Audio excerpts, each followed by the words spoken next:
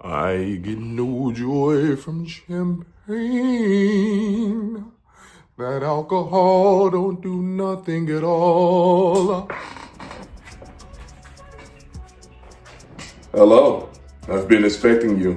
It's your boy, Super Duper Tommy, and today I want to talk about something that's actually ruining the gaming industry. And no, it's not the woke agenda. No, it's not the radical left. What's really destroying the game community is games themselves. Now, I'm not here to say that the games are bad because, it's really impossible to look at gaming from what it was back in the 1980s to what it is now and say that the games got worse. It's just, you really aren't having as much fun as you used to. And now, there's a couple reasons why I believe that to be true. And I guess I'll start off with the first one. These games are just too damn big. I'm not even gonna pull up any charts or figures. Charts. It all dates back to 2013 with GTA 5. Oh, my N-word, huh? What's up, homie, huh? Oh. Now, back in 2013, I think I was still playing on the PlayStation 3 or the Xbox 360. I forget which. I had both of them at the time. It was the Xbox. Anyway, so GTA 5 was the biggest game that I ever played at that point. It was the first game that I ever had to download. All my 2013 people out there remember that they opened up that damn disc and it had the install disc and then it actually had the game disc. And I was like, what the Yeah, I cursed. Got a badass over here. Even with that install disc, it took a couple hours to download, and then I was finally able to play GTA 5. And at that time, the graphics were going crazy. It was the biggest map that any GTA game ever had, at least in my mind. I don't know, maybe there was like some map way back in the day. I really doubt it. Though that game was humongous. Let's give GTA 5 its flowers because that game, for being so huge, it was a very mainstream game. It might be one of the games that made gaming mainstream up until this point now, even with GTA 6 being the most hyped game of 2025. If it comes out, we don't know. But nowadays, it seems like every game is that big now. When you get a new game now, you are expected to download it, no matter what. Like every time a new Call of Duty comes out, it's like at least 100 gigabytes. It's ridiculous, all right? But this is one of the things, because when games get that big, when there are multiple gigabytes, things have to be sacrificed to get them that size. And one of the things that I held near and dear to my heart that got sacrificed was split screen gaming. If your birth year starts with a 19, you know exactly what I mean when I say split screen gaming. For us old people, we know split screen gaming as a staple of the gaming industry. No matter what game you were playing, maybe you were playing Call of Duty, Black Ops, the first one, and you're trying to solve the Easter eggs, or you're trying just to survive and you got your homie on the couch with you going through it. But sadly, split screen gaming is almost dead in 2024. It definitely is dead in 2025. Very few games that you see now actually have any kind of split screen gaming. Even the new Call of Duty that came out, it felt like their split screen was like a last minute tack on. If you ever try playing split screen on Black Ops 6, you're ruining your time because the screen doesn't match up. It barely lets you into half of the playlist. You can't just be like, oh, I want to do a random playlist. Like, doing split screen gaming in Black Ops 6 is absolutely horrible, no matter what game mode you pick. Games like Halo Infinite, me and my wife used Oh, I love my wife. I love my wife. to play all of the Master Chief Collection together. We went all the way through it on split screen because that's just the way I wanted to show her Halo. And Halo Infinite comes out and I'm so excited, and they're like, oh, we're gonna get a split screen mode. It was like 6 months, maybe a year after launch, they actually put a split screen mode in the campaign. I don't even know if they even tried to put split screen on the multiplayer. And it was just, it's a wake up call really, because I think when you play games with other people that you know, it makes the games funner. Like, for example, one of my favorite games is Sonic 2006. Boy, ain't no way, boy.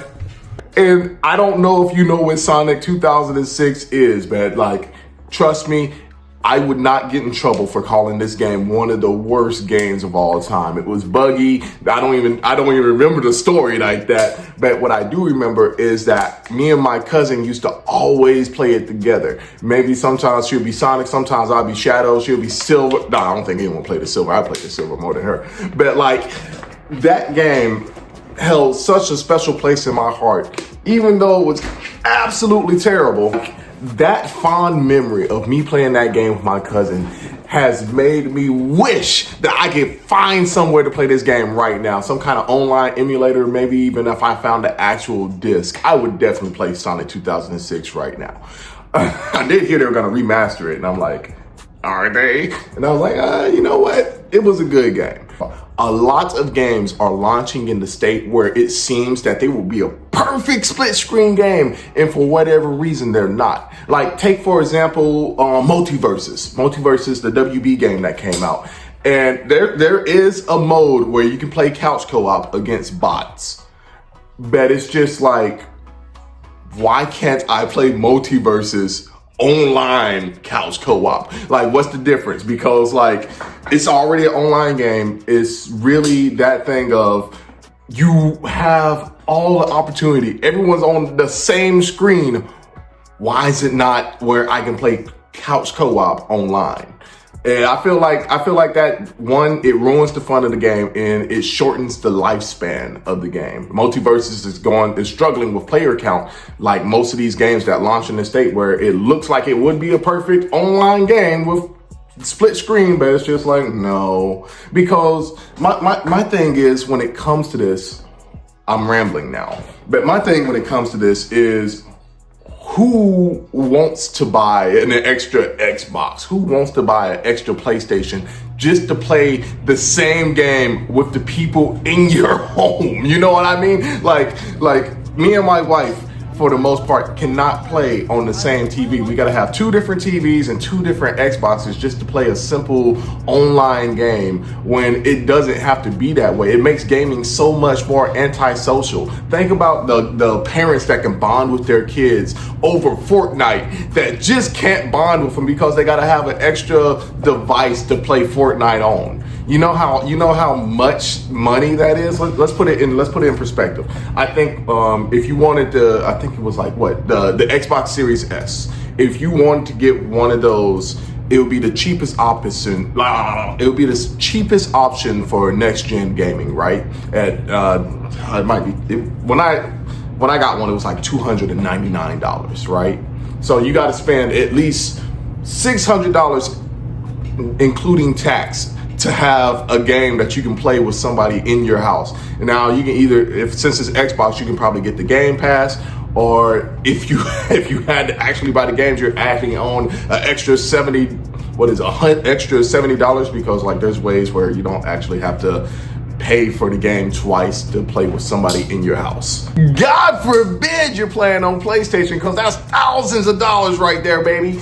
A good example of how split screen is diminished by the size of these games now is Dragon Ball Sparking Zero. If you know anything about Dragon Ball Sparking series, or anything about the old Dragon Ball Budokai Tenkaichi games, is that they had split screen, and you could basically go to every single map. You could have your little squabble with your favorite what if battles.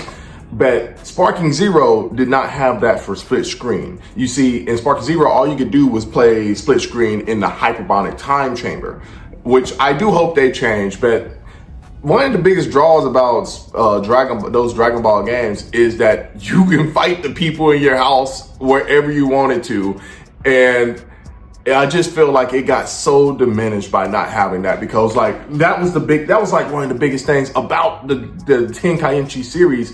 And without it being there in the Sparking Zero, I feel like the shelf life got diminished. You know, like, yeah, it's fun to go around and play as your favorite Dragon Ball superheroes and stuff, and fight to the death with Super Saiyan Blue, and I guess Ultra Ego wasn't in the game at the time. But it was cool to see the super characters officially in a Budokai Tenkaichi game. But then I couldn't go to any of the maps against anybody in my house. Like, if I wanted to play Sparking Zero, like I used to play Budokai Tenkaichi with my brother, it wouldn't work. And that's another game. That game also didn't have crossplay. So once again, not having crossplay in your game will kill it. I'll get into that later. And clearly the reason why we are getting split screen sacrifice is a combination of things. It's not just the games being humongous on their own, even though they are, and it gets tacked on at the end. However, the other thing that's killing it is online, because, you know, if a game doesn't have online compatibility, blah blah blah, blah, it's done. It's not going anywhere. It's like, how are you gonna sell your battle pass? You know what I mean? Like, you know what else is killing gaming? Crossplay. If your game does not have crossplay, blah, blah, blah, if your game does not have crossplay in the year 2025, you're doing something wrong. Like, I can't. The amounts of times that a game comes out on every single system and it's just like, yeah, we don't have crossplay. Like, what was it? It was My Hero Rumble. Oh my goodness. That was such a game that I thought had so much potential, and they spit in my face. Like, I remember the first time I wanted to play with one of my friends online, and they had a PlayStation, I had an Xbox, and I'm like, this new game is free to play. It's like Fortnite. It's Fortnite with My Hero. And I was so hyped. And we spent an hour trying to get into the same party just to realize, for me to I Googled it, and I was like, is it crossplay? And it said, it's cross-platform. You know what cross-platform means? It means you can play across generations. They had the thought to be like, ooh, maybe Xbox Ones and Xbox Series wanted to play together, or maybe PlayStation 4s and PlayStation 5s wanted to play together. But you know who doesn't want to play together? Xbox and PlayStation. Like, who does that? I don't know if they. I really hope they put crossplay in that game. I'll Google it later and put it in this video if they did. But how do you fumble the bag that badly? You did everything else right and you fumbled the bag that bad. This year, if you are a game developer, let's try to get rid of the antisocial aspects of gaming. Let's make gaming have a community again. I want to be able to play split screen. I want to be able to play with my friends, and I want to have fun. Let's make crossplay standard in the industry. And you know what? For the hell of it, let's get rid of console exclusives. Let's let everyone play what they want to play on whatever they want to play it. Anyway, y'all don't want to hear me. You just want to dance. Andre 3K. Now rock. There's only one beer left. Rap. I'm supposed to be the fastest, but I was too slow to save my buddy. Better luck next time, fuckboy.